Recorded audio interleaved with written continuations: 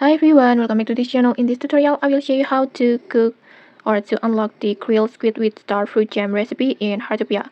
So in this new event called Avails event, in here you can cook any new special food, and one of them is this grilled squid with Starfruit Jam.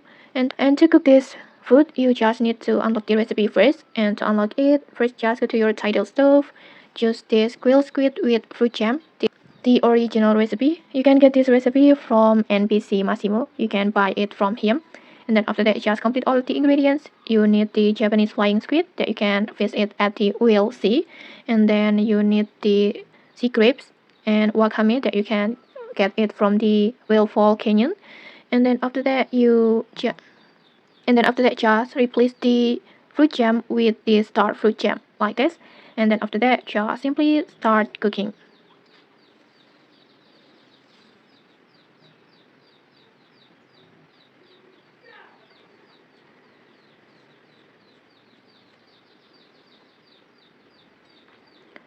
And okay, just like that, you will successfully unlock this grilled squid with starfruit jam recipe.